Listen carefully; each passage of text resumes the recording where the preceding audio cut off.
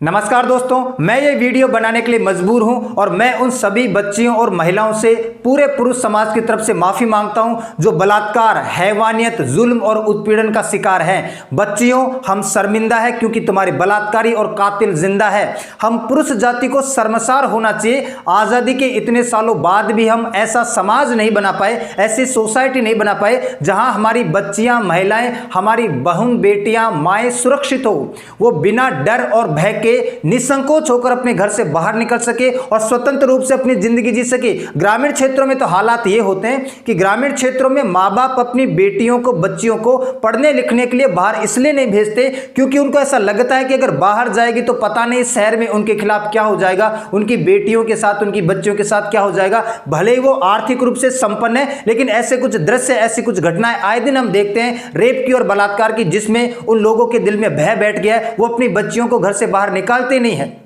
और हमारे समाज में महिलाएं बिल्कुल असुरक्षित है। इसके लिए हमारा समाज जिम्मेदार है, इसके लिए पुरुष जाति जिम्मेदार है, इसके लिए हमारे नियम कानून जिम्मेदार है और इसके लिए हमारी सरकार खुद भी जिम्मेदार है। और कुछ घटनाएं तो ऐसी होती है जिससे रूह कांप जाती है, दिल दहल जाता है, मानवता जार जार हो जाती है। और सच्चाई तो यह है कि दिल्ली निर्भया रेप केस 2012 से लेकर कोलकाता डॉक्टर रेप केस 2024 तक कुछ भी नहीं बदला है। यह बात भी सच है।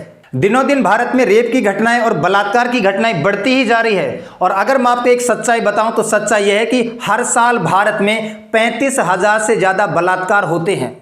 35,000 से ज्यादा प्रतिवर्ष भारत में बलात्कार या रेप होते हैं। और पर डे के हिसाब से देखोगे तो एक दिन में लगभग ऑन एन एवरेज 90 बलात्कार या 90 रेप भारत में होते हैं। और सच्चा यह भी है कि बलात्कार चौथा सबसे बड़ा अपराध है भारत में। डकैती, चोरी, मर्डर के बाद चौथा सबसे बड़ा जो क्राइम है वो भारत में बलात्कार है। और सच्चा यह भी है कि जो नाबालिग लड़कियां हैं जिनकी उम्र 18 साल से कम है, 15% बच्चियां बलात्कार में ऐसी होती है जो नाबालिग होती है। और सच्चा यह भी है कि 90% केस में बलात्कार या रेप कोई ना कोई जानकारी करता है, चाहे उसको बहुत ही कम जानते हो या बहुत ही ज्यादा जानते हो। 90% केसेस में जो बलात्कारी होता है वो नॉन होता है, कोई ना कोई जानकार आदमी होता है। और सच्चा यह भी है कि हर 15 मिनट के अंदर भारत में एक रेप हो जाता है, एक बलात्कार हो जाता है। भारत में बलात्कार के मामले आए दिन बढ़ते रहते हैं और बहुत ज्यादा शर्मसार स्थिति है। और सबसे ज्यादा इसमें जो स्टेट आगे है वो राजस्थान है। राजस्थान में बलात्कार का प्रतिशत 16% है। राजस्थान के बाद आता है केरल,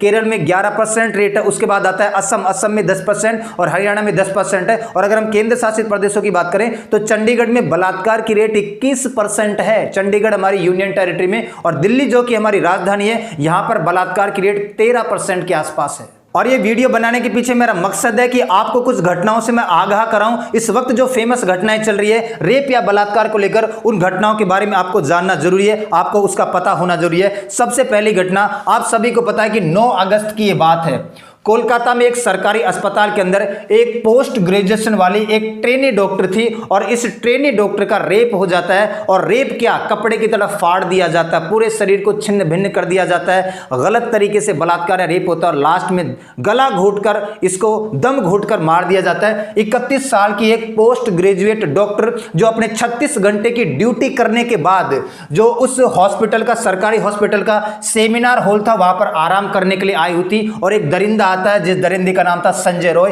उस दरिंदे ने 9 अगस्त को इस लड़की का रेप कर दिया। और रेप करने के बाद जो दृश्य सामने आए हैं, शरीर को बिल्कुल छिन्न भिन्न कर दिया गया, कागज की तरह इसको फाड़ दिया गया है एक बच्ची को। इस बात को आपको समझना पड़ेगा। और इस मामले में जो ममता बनर्जी की जो पश्चिम बंगाल की सरकार है वह भी बहुत ढीले तरीके से काम करी है। कहीं ना कहीं ये बच्ची कुछ ना कुछ उस हॉस्पिटल के बारे में जानती थी। कुछ लोग तो ऐसे कयास लगा रहे हैं कि इस बच्ची के मर्डर के पीछे और रेप के पीछे घटना यह है कि बच्ची कुछ ना कुछ अस्पताल के बारे में जान रही थी, कुछ घटनाओं के बारे में जान रही थी, कुछ ना कुछ अपराधों के बारे में जानती, तो इसको मारा गया, जानबूझ के मर्डर किया गया है, बलात्कार किया गया है। और ऑटोप्सी कंफर्म 14 इंजरीज, 14 से ज्यादा इंजरीज है उसके मुंह पर, कान पर, गाल पर, अन्य सभी अंगों के ऊपर 14 से ज्यादा इंजरीज है। और उसका जो प्राइवेट पार्ट है उसके अंदर पेनिट्रेशन किया गया, उसको बहुत ज्यादा आघात पहुंचाया गया है, बहुत बुरी तरीके से जानवर की तरह उसको मारा गया है। ये जो अक्यूज्ड पर्सन है संजय रॉय, यही इसका जिम्मेदार है। Kolkata rape murder accused Sanjay Roy, साइक्लोप्नोटिक profile, animal like instinct, no reverse pervert. ये जो लड़का आपको दिखाई दे रहा है यही है संजय रॉय। और ये पोर्न से एडिक्ट है, सारे दिन पोर्न देखने का काम है। एनिमल जैसा इसका व्यवहार है, बिल्कुल एनिमल की तरह गुस्सा हो जाता है तुरंत।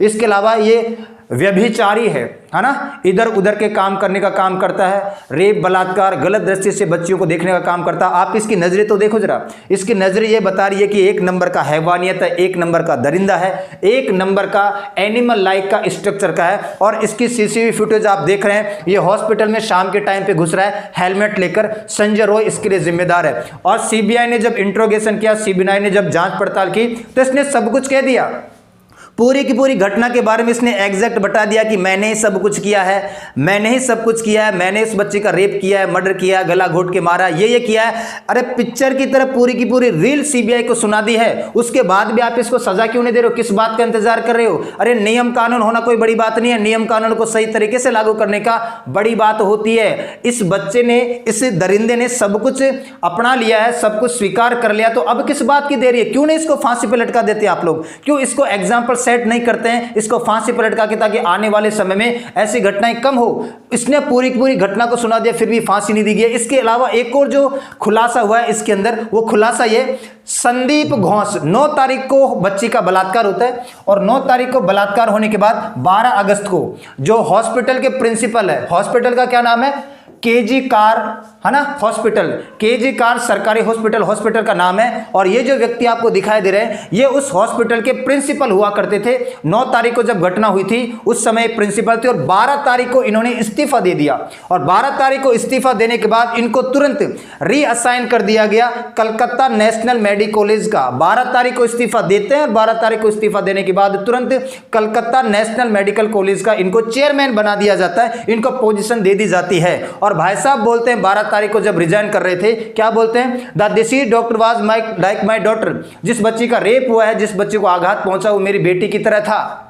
और as a parent I resign, एक पेरेंट होने के नाते, उसका पिता होने के नाते मैं रिजाइन कर रहा हूं। ये होती है पिता की रेस्पॉन्सिबिलिटी, ये होती है फादर की रेस्पॉन्सिबिलिटी। तुम ये कह रहे हो कि वे मेरी बेटी की तरह थी, वो मेरी बच्ची की तरह थी, और इस बात को ध्यान में रखते हुए मैं रिजाइन कर रहा हूं। पिता की जिम्मेदारी निभाते, प्रिंसिपल पद से इस्तीफा नहीं देते, वहां पर खड़े होकर उस बच्चे को जस्टिस दिलाते, तब जाके हम मानते कि वो तुम्हारी बेटी लायक थी और तुम उसके पिता होने के हकदार थे। तुमने अपनी बेटी का रेप होने के बाद 2-3 दिन बाद इस्तीफा देकर, पद छोड़कर वहां से निकल गए, अपना बचाव कर लिया।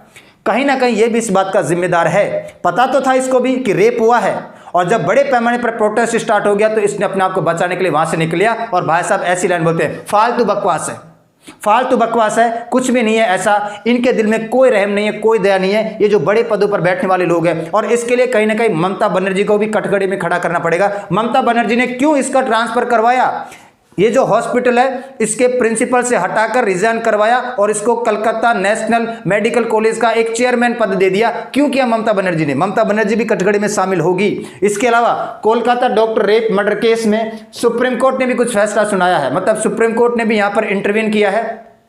सुप्रीम कोर्ट ने ऑर्डर दिया कि उस बच्ची का नाम, उस बच्ची की फोटोज, उस बच्ची के वीडियोज जो भी जहां पर भी अवेलेबल है उन सबको डिलीट कर दिया जाए। उस बच्ची से संबंधित फोटोज, वीडियोज और जो भी नेम वगैरह है उन सबको डिलीट कर दिया जाए। उस बच्ची की डिग्निटी का सवाल है। और सुप्रीम कोर्ट ने यह भी कहा है कि निपुण सक्सेना केस हुआ था, निपुण सक्सेना केस में इस बात का रिजल्ट दिया गया था, इस बात का निर्णय किया गया था कि किसी बच्ची का रेप होता है ना, उसका बलात्कार होता है तो उसकी सार्वजनिक ना किया जाए, उसको पब्लिक ना किया जाए। उस केस को ध्यान में रखते हुए इस बच्ची के भी सारे के सारे डॉक्यूमेंट, फोटो, वीडियो उनको हटा दिया जाए। और सुप्रीम कोर्ट ने 3 जजों की बेंच ने फैसला सुनाया, और सुप्रीम कोर्ट ने यहां पर बहुत ज्यादा कंसर्न दिखाया है, अपने आप को यहां पर बीच में लाया है, हस्तक्षेप किया है। और सुप्रीम कोर्ट ने 9 सदस्यों की एक टास्क फोर्स भी बनाई है।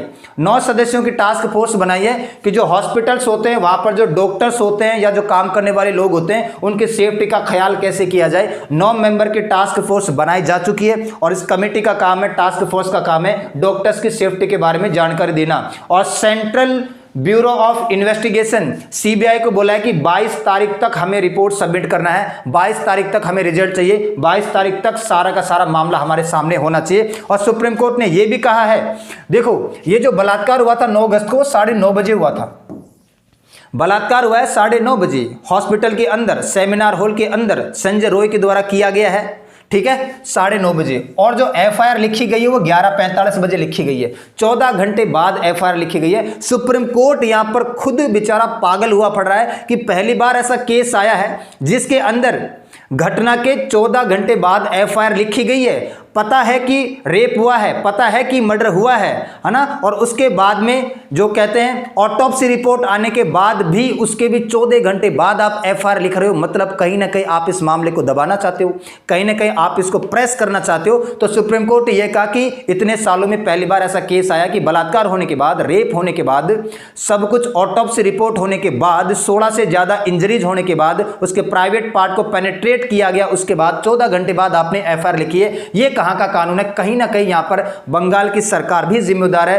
तार ऊपर तक भिड़े हुए हैं, इसमें कोई शक नहीं है, इसमें कोई शक नहीं है। Kolkata doctor rape and murder has shocked India says top court. पूरा का पूरा इंडिया शॉक है। एक बार हमें शॉक लगा था जब निर्भया रेप केस हुआ था 2022 में, एक बार फिर से शॉक लगा है।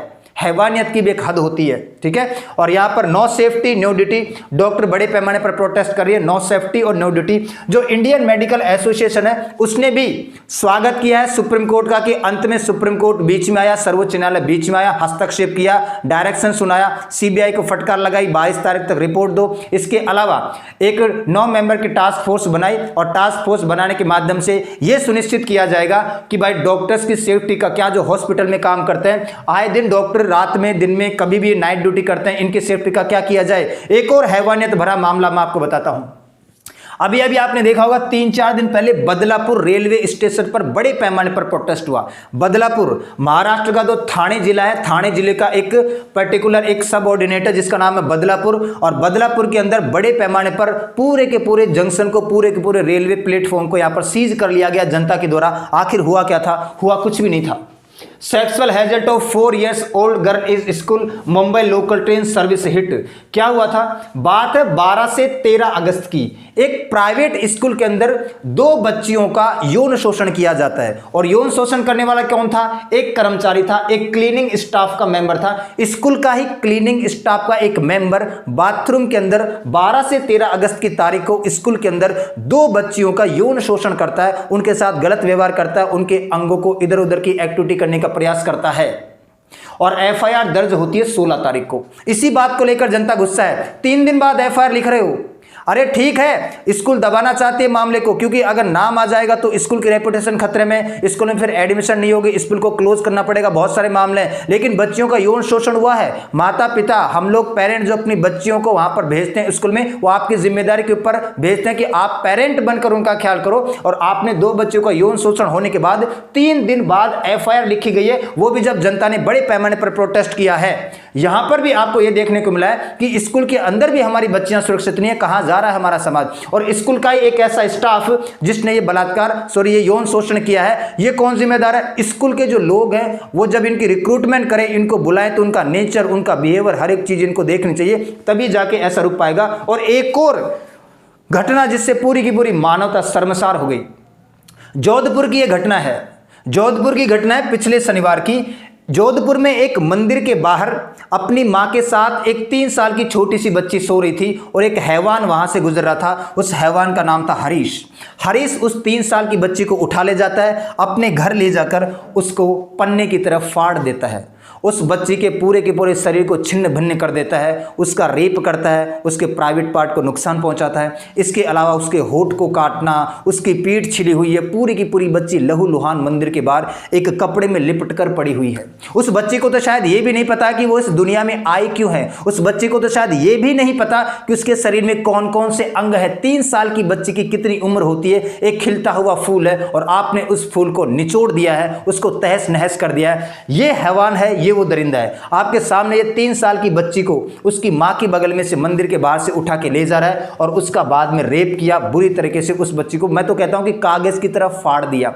क्यों नहीं इसको फांसी दे दी जाती? क्यों नहीं इसको फांसी पर लटका दिया जाता? दिक्कत क्या है आखिर? इस व्यक्ति का हमारी अर्थव्यवस्था में, हमारी जीडीपी पे कोई योगदान नहीं है, देश को आगे बढ़ाने में कोई योगदान नहीं है इस व्यक्ति का। ये लगता है दरिंदा। इसके अलावा ये हमारी धरती के ऊपर कलंक है, हमारे देश के ऊपर कलंक है। अगर 140 करोड़ लोगों में से 1, 2, 4 लोग ऐसे कम हो जाएंगे तो कोई फर्क नहीं पड़ेगा देश की जीडीपी पर, देश की अर्थव्यवस्था के ऊपर। उल्टा हमारी बहन बेटियां सुरक्षित महसूस करेगी। ऐसे लोगों को फांसी दे देनी चाहिए, ऐसे दरिंदों को फांसी दे देनी चाहिए। आप कहोगे कि करना क्या चाहिए? अरे करना ये चाहिए, सबसे पहला काम तो ये करना चाहिए कि नियम कानून सख्त होना मायने नहीं रखता है, नियम कानूनों को सही तरीके से लागू करना मायने रखता है। नियम कानून तो बहुत सारे बना रखे हैं, नियम कानून बनाने का क्या मतलब होता है? क्या उन नियम कानूनों को आप सही तरीके से लागू कर रहे हो? अब जब आपको पता चल ही गया कि इसने बलात्कार किया, सीसीटीवी फुटेज मिल रही है, बच्ची को तहस नहस कर दिया है, क्यों नहीं इसको फांसी पर लटका रहे हो? जब आपको पता चल गया कि संजय रॉय ने कोलकाता में 31 साल के उस डॉक्टर का बलात्कार किया है, उसके शरीर के चिथड़े उड़ा दिया, क्यों नहीं आप उसको फांसी पर लटका रहे हो? किस बात का इंतजार कर रहे हो? क्या कहीं से इन्विटेशन आएगा, प्रवेश पत्र आएगा, भगवान आपको लेटर भेजेगा कि इसको तब फांसी पर लटकाना? क्यों नहीं फांसी पर लटका देते आप? नियम कानूनों का सही तरीके से पालन होना जरूरी है। दूसरा, सरकार को अपनी जिम्मेदारी समझनी पड़ेगी, सरकार को अपनी रेस्पॉन्सिबिलिटी समझनी पड़ेगी। कहीं ना कहीं सरकार भी कई बार ऐसे मामलों को दबाने का प्रयास करती है कि मेरे स्टेट का नाम खराब ना हो जाए, मेरे हॉस्पिटल का नाम खराब ना हो जाए। चाहे वो केंद्र सरकार हो, चाहे वो राज्य सरकार हो, उसको अपनी रेस्पॉन्सिबिलिटी समझनी पड़ेगी। और न्याय तुरंत मिलना चाहिए। कहाँ न्याय मिल रहा है? जब सब कुछ पता है तो न्याय दे क्यों नहीं रही हो? जस्टिस कर क्यों नहीं कर रहे हो? इंतजार किस बात का कर रहे हो? तो तुरंत जस्टिस मिलना चाहिए, तुरंत न्याय मिलना चाहिए। और ऐसे लोगों को तो सीधा फांसी पर लटका देना चाहिए चौराहे के बीच में, ताकि एग्जाम्पल सेट हो। मैं आपको एक घटना बताता हूं। नागालैंड के अंदर 2012-13 की घटना है। एक बच्ची का रेप कर दिया गया था। जनता ने आगे बढ़ी और जनता के जुलूस ने जेल के ऊपर अटैक किया। जेल के ऊपर अटैक करके पुलिस वालों को और उनको पीटकर उस बच्चे को बाहर निकाल के लाए और उस बच्चे को पकड़कर नंगा किया, कोड़े मारे गए, घसीटा गया और उसको ऐसे मार के मार दिया गया। और नागालैंड में लोएस्ट रेट है बलात्कार की। पूरे के पूरे भारत में सबसे कम बलात्कार नागालैंड में होते हैं। एग्जाम्पल सेट करना पड़ेगा हमें। और पुरुष जाति को अपनी बहन बेटियों के लिए एक सुरक्षित वातावरण बनाना पड़ेगा, सुरक्षित समाज बनाना पड़ेगा। मैं मानता हूं कि हर एक पुरुष जाति गलत नहीं है, लेकिन जितने भी लोग गलत हैं उन सबको आपको कहीं ना कहीं न्याय के संगत काम करना पड़ेगा, उनको सजा देनी पड़ेगी, उनको पनिशमेंट देना पड़ेगा, तभी ये देश आगे बढ़ेगा। जो दरिंदे हैं, जो जल्लाद है, जो इस टाइप के लोग हैं, उनको तुरंत ऊपर पहुंचाया जाए। इनका देश के अर्थव्यवस्था में, जीडीपी में कोई योगदान नहीं है। और एक बड़ी ही विडंबना की बात है कि जब हमारी कोई बहन बेटी लव मैरिज करके किसी के साथ भाग जाती है तो पूरा का पूरा परिवार, पूरा का पूरा समाज, पूरे के पूरे रिश्तेदार चाकू, छुरी, कट्टा, गोली बारूद निकालकर बच्ची को मारने के लिए पहुंच जाते हैं। जब किसी बच्ची का रेप होता है, उसका जब बलात्कार होता है, तब जाके समाज कहां मर जाता है, तब ये मोमबत्ती लेके बैठ जाता है। क्यों नहीं? ये उन लोगों को मौत के घाट उतार देता है। ये हमें करने की जरूरत है, तभी जाके हमारा समाज सुरक्षित होगा। हमें रेस्पॉन्सिबिलिटी लेनी पड़ेगी। और कुछ लोग ये कहते हैं कि रेप इसलिए होता है, बलात्कार इसलिए होता है क्योंकि लड़कियां छोटे वस्त्र पहनती है, लड़कियां गलत कपड़े पहनती है, लड़कियां ऐसे वस्त्र पहनती है जिससे लोग आकर्षित होते हैं। तो मैं आपसे ये पूछता हूं, ये जो कोलकाता के अंदर इस डॉक्टर का बलात्कार हुआ, इसके बदन पे तो पूरे कपड़े थे। वो जो स्कूल में 2 बच्चियों का यौन शोषण हुआ, उसके बदन पे तो पूरे कपड़े थे। ये जो इस छोटी सी बच्ची का बलात्कार हुआ, इसके बदन पे तो पूरे कपड़े थे। तो कपड़ों की तो कोई बात नहीं है, ये तो नाली के कीड़े हैं। इनकी सोच है गंदी, इनकी हैवानियत भरी, दरिंदगी भरी सोच है। ये लोग इसके लिए जिम्मेदार है, कपड़ों का कोई ज्यादा लेना देना नहीं है। और मुझे कुछ अज्ञात राइटर की एक लाइन याद आ रही है, अंधेरा नहीं था, खाली सड़क नहीं थी, कपड़े भी पूरे थे, कोई तड़क भड़क नहीं थी, जेब में कलम थी, गले में आला था, बदन पे लंबा सफेद कोट भी डाला था। ना जाने क्या गलती कर दी मैंने, जान देकर मैं सजा भी भर दी मैंने, जान देकर भी सजा भर दी मैंने। पता नहीं मैंने क्या ऐसी गलती की थी। और साथ में लड़ेंगे तो हार पाप की भी होगी, नहीं तो कल किसी गली के मोड़ पर बहन बेटी या बच्ची आपकी भी होगी। इसलिए लिखिए, बोलिए और साथ दीजिए, ये आपकी जिम्मेदार है एक जिम्मेदार नागरिक होने के नाते। तो आज के लिए इतना ही करते हैं, मिलते हैं नेक्स्ट क्लास में। तब तक के लिए सभी को धन्यवाद।